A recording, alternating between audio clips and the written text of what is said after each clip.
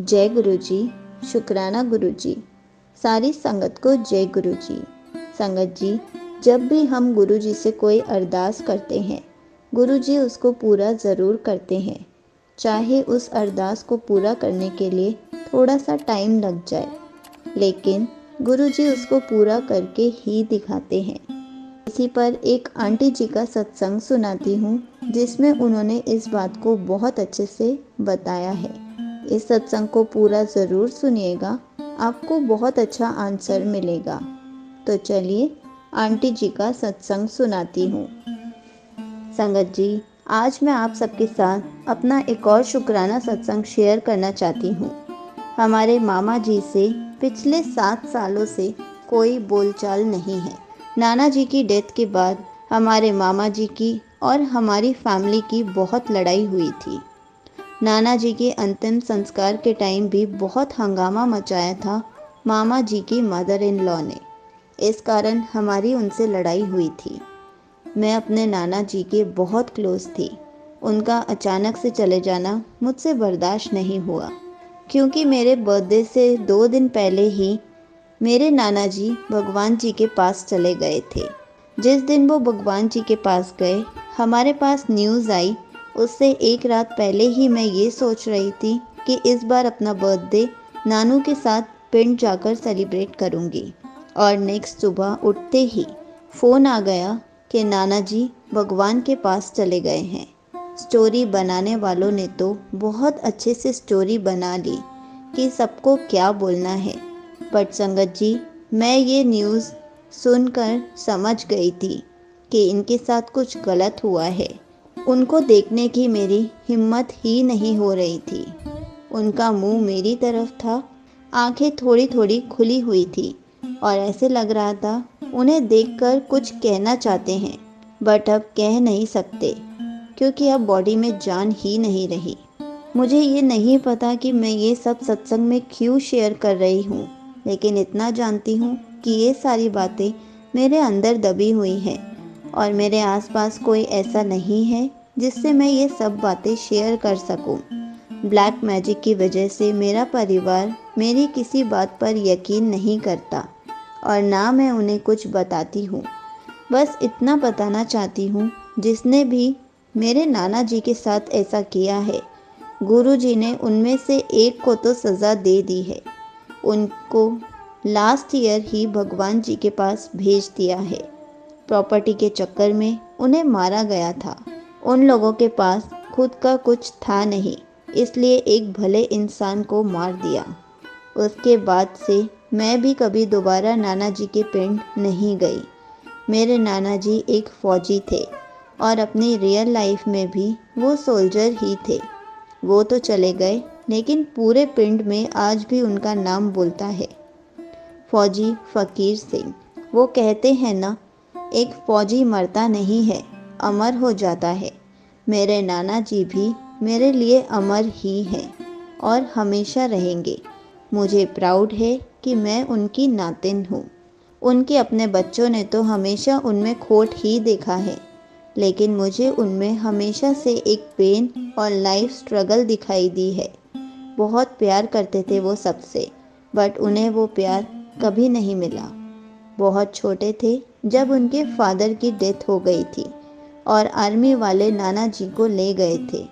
वहीं उन्हें सारी ट्रेनिंग मिली। वहीं पर उन्होंने पढ़ाई की और खाना बनाना भी सीखा। मेरे नाना जी बहुत अच्छे कुक भी थे। मुझे उनकी कभी कभी बहुत याद आती है। अभी कुछ टाइम पहले ही मेरे ड्रीम में आए थे और बार बार पीछे मुड़कर पिंड की तरफ देख रहे थे। बहुत प्यार था उन्हें अपने पिंड से। और एक बात और शेयर करना चाहती हूँ। जब नाना जी भगवान जी के पास गए तो उनके 3 साल बाद 26 या 27 अप्रैल 2021 में मेरे नाना जी मेरे ड्रीम में आए थे। उन्होंने मुझे सब बताया कि उनके साथ क्या हुआ था उस दिन। उन्होंने मेरा डाउट भी क्लियर किया कि तू जो सोच रही है वही सच है। मैं मरा नहीं हूँ, मुझे मारा गया है। सब कुछ वो मुझे बता कर गए। उनके पास टाइम कम था तो जाते जाते मुझे पैसे देकर जा रहे थे। मेरे बाकी भाई बहनों से थोड़े ज़्यादा पैसे मुझे दिया करते थे नानू, जैसे वो मुझे हमेशा दिया करते थे। फिर सडनली एक बड़ा सा दरवाज़ा ओपन हुआ। मेरे नाना जी आंखों में पानी भरकर मुझे निगाहें भरकर देख रहे थे। वाइट कलर की एक तेज़ रोशनी आई। मेरे नाना जी चले गए उस दरवाजे के पार और वो दरवाज़ा बंद हो गया। सही मायने में कहूँ तो मेरे नानू 26 अप्रैल 2021 को ही गए हैं इस दुनिया से अपने राधा स्वामी बाबा जी के पास।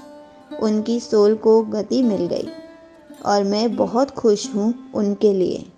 सत्संग तो मामा को लेकर शेयर करना था, बट ये भी शेयर हो गया। गुरुजी की मर्जी होगी इसमें भी कुछ। कब से दबा कर बैठी हूँ इन सब बातों को अपने अंदर, आज बोल ही दिया। पहले तो ड्रीम में रोते हुए दिखाई देते थे मुझसे बिछड़कर, बट अब कहते हैं मैं ठीक हूँ, अपनी सही जगह पहुँच गया हूँ। ये भी गुरुजी की कृपा से ही मुझे पता चला है कि मेरे नाना जी मेरे एंसेस्टर्स थे जो इस बर्थ में भी मेरे साथ थे। इसलिए हमारी बॉन्डिंग भी बहुत अच्छी थी, बिल्कुल फ्रेंड्स की तरह थी। सॉरी, मैं जानती हूँ सत्संग बहुत लंबा हो गया है, मुझे उसके लिए माफ़ कीजिएगा, बट अब सबके साथ ये शेयर करके मैं थोड़ा सा बेटर फील कर रही हूँ। आप सब भी तो परिवार ही हो। देखा तो नहीं है सबको, लेकिन गुरुजी नाम की डोर से बांधा हुआ है, इसलिए ये भी मेरा एक परिवार ही है। अब अंतिम संस्कार वाले दिन मामा जी ने लड़ाई करके बहुत कुछ बोला था मम्मी को, और ये भी कह दिया कि मेरी कोई बहन नहीं है, मैं कोई रिश्ता नहीं रखना चाहता। बट मेरी मम्मी, जो कि अपने छोटे भाई से बहुत प्यार करती है, हर साल रक्षाबंधन के त्यौहार पर उनको याद करती थी और रोने लग जाती थी। अभी कुछ मंथ्स पहले ही उन्हें याद करके रो रही थी। तो मैंने गुरुजी से अरदास की कि प्लीज़ गुरुजी, मम्मी और मामा जी की बोलचाल शुरू करवा दो या उन्हें मिलवा दो, क्योंकि संगत जी, इतना सब होने के बावजूद भी मम्मी हमेशा पिंड जाया करती थी इस आस में कि एक बार अपने भाई को देख सके, बट वो मम्मी के सामने नहीं आते थे। मेरी बड़ी सिस्टर की मैरिज हुई थी मार्च 2022 में, तब भी मम्मी उन्हें इनविटेशन देकर आई, इस होप के साथ कि इकलौता मामा है और हमारे घर की पहली शादी है तो लड़की को चूड़ा पहना देगा। तो शादी से एक दिन पहले जब चूड़ा पहनाना था, उस दिन मासी ने मम्मी को ये कहा कि मामा आ रहे हैं। सुबह से लेकर शाम हो गई, मेरी मम्मी वेट करती रही और वो नहीं आए। तो इसी 15 मई को 7 साल के बाद हमारे मामा जी वो हमारे घर आए अपनी वाइफ और बेटी के साथ। 7 साल के बाद संगत जी, 7 नंबर गुरु जी की ब्लेसिंग्स मिली। वो हमारे पास एक रात रुके भी। खुल के बात नहीं कर पा रहे थे सबसे, बट हमने अपनी तरफ से उन्हें कंफर्टेबल फील करवाने की बहुत कोशिश की। नेक्स्ट डे वो ठीक हो गए और काफ़ी अच्छे से सबसे बात की, हंसी मजाक हुआ। उनकी भी लाइफ में बहुत प्रॉब्लम्स चल रही हैं, या ये कह लो कि कर्मा फेस कर रहे हैं अपने। उन्होंने हमसे सारी बातें शेयर की, उनकी लाइफ में क्या हो रहा है आजकल।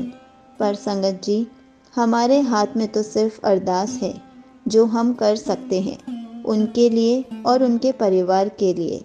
बाकी जो करना है गुरुजी ने ही करना है। बट इन सब में सबसे अच्छी चीज़ ये हुई कि मम्मी खुश थी उनसे मिलकर। मेरी फैमिली गुरुजी को मानती भी नहीं है, फिर वो कितना कुछ करते हैं उनके लिए, बस वैसे ही हाथ जोड़कर जय गुरुजी बोल देते हैं, लेकिन दिल और आत्मा से जो जुड़ना होता है वो नहीं हुआ है अभी तक। आई होप एक दिन गुरुजी इन्हें भी खुद से कनेक्ट कर लेंगे और हमारे घर यानी गुरुजी के घर भी गुरुजी का शुक्राना सत्संग होगा। तो मुझे ये शुक्राना सत्संग शेयर करना था आप सबसे कि गुरुजी ने मेरी अरदास को पूरा किया और मेरी मम्मी और मेरे मामा जी को फिर से मिलवा दिया। मैंने इसके लिए गुरुजी का बहुत बहुत शुक्राना भी किया। यहीं पर आंटी जी का सत्संग समाप्त होता है। संगत जी, गुरुजी हमें ऐसे ही 7 नंबर की ब्लेसिंग देते हैं। बस हमें गुरुजी की ब्लेसिंग्स को समझना होता है। और जब हम गुरुजी को अपने घर ले आते हैं तो गुरुजी धीरे धीरे सारे मन मिटाव दूर कर देते हैं, सबको एक करवा ही देते हैं, धीरे धीरे सारी प्रॉब्लम्स को सॉल्व कर देते हैं। इसलिए हमें गुरुजी का हर पल शुक्राना करना चाहिए। गुरुजी हमारे सारे डाउट्स को क्लियर भी करते हैं। हमें बस गुरुजी से अरदास करनी होती है। कभी कभी तो ऐसा होता है कि हमारे मन में सिर्फ थॉट आता है और गुरुजी उसको पूरा कर देते हैं। इसलिए गुरुजी का शुक्राना करते रहना चाहिए। जय गुरुजी। शुक्राना गुरुजी।